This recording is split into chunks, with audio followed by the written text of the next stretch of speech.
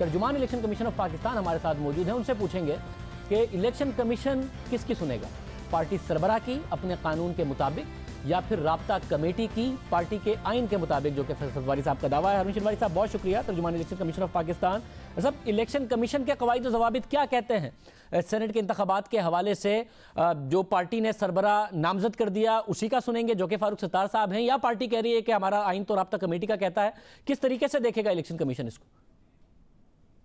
शाहजेब साहब, इसमें देख लें कि हमारे पास रिटर्निंग ऑफिसर हैं सिंध के, तो ये ग्रेड 21 के ऑफिसर हैं और हमारे पास 3 चीज़ें हैं इसमें देखने की। तो ये बात चीज़ें चूंकि कबल अज़ वक्त होती हैं, लेकिन मैं आपको बता दूं कि इसमें रिटर्निंग ऑफिसर बाइख्तियार है। रिटर्निंग ऑफिसर के पास देखने के लिए 3 चीज़ें हैं। Number 1 election act 2017, number 2 election rules 2017 election commission के रूल्स, और नंबर 3 कॉन्स्टिट्यूशन ऑफ द मुत्तहिदा पार्टी जो हैं, ये पार्टी के जो जिक्र आप कर रहे हैं, ये पार्टी या कोई भी किसी और पार्टी। तो ये 3 डॉक्यूमेंट्स रिटर्निंग ऑफिसर के सामने होंगे स्क्रूटनी के दिन, और वो इन सब के लिए हमने इलेक्शन कमीशन ने रिटर्निंग ऑफिसर को फैसिलिटेट करने के लिए, मैं आपको बता दूं कि एक सहूलत फैसिलिटेशन सेंटर बना दिए हैं, जिसमें नादरा के साथ हम ऑनलाइन है, जिसमें FBR, नेब और स्टेट बैंक के साथ ऑनलाइन है। ये सिर्फ हम रिटर्निंग ऑफिसर को फैसिलिटेट कर रहे हैं, बाकी वो आज़ाद हैं, वो खुद मुख्तार हैं, ग्रेड 21 के ऑफिसर हैं। वो इन 3 कानून को, चीज़ों को, डॉक्यूमेंट्स को देखते हुए वो फैसला करेंगे कि ये इसका क्या हल होना चाहिए। यानी कि ये लाजमी नहीं है कि पार्टी सरबराह आइन भी साथ देखा जाएगा, और अगर आइन कहता है कि राब्ता कमेटी ही इख्तियार रखती है तो फिर उस आइन के मुताबिक फैसला करेगा जो भी इस वक्त रिटर्निंग ऑफिसर होगा।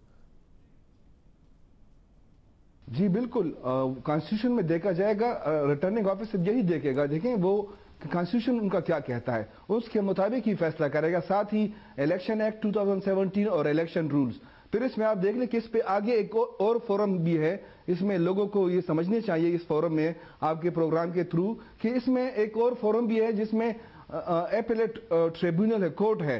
तो रिटर्निंग ऑफिसर के किसी फैसले से बिलफर्ज अगर वो नहीं सेटिस्फाई होते, या वो खुद ही असू मोटो भी ले सकते हैं, एपीलेट कोर्ट जो हाई कोर्ट के जस्टिस हैं, तो वो भी इस पे कर सकते हैं। तो 2 इंतहाई मुनासिब फोरम है बड़े हाई लेवल के, जो इसको अपने मुकर्रर वक्त पे देखेंगे। और अभी से जो ये इस पे कहा जा रहा है, मेरे ख्याल से इसको इस बात पे आज ये रोक देना चाहिए कि ये 3 चीजें देख के ही RO 12 फरवरी को ये फैसला करेगा। शेख साहब, आज एक और मामला हुआ, और वो था कि इलेक्शन कमीशन ने मना किया कि लोधरा में जो जलसा हो रहा है, क्योंकि वहाँ पर कुछ इलेक्शन है, तो इमरान खान उससे ना खिताब करें। उसके बावजूद खान साहब ने खिताब किया और खबर चल रही थी कि आपने नोटिस ले लिया है। ये क्या कानूनी मामला है? इस पर कानून क्या कहता है?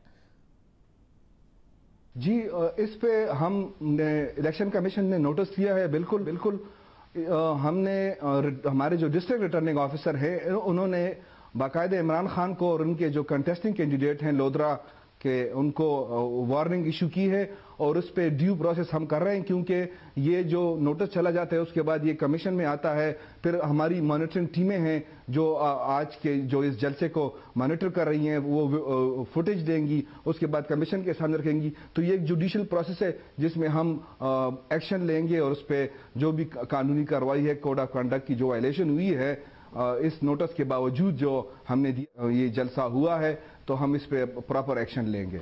बहुत शुक्रिया।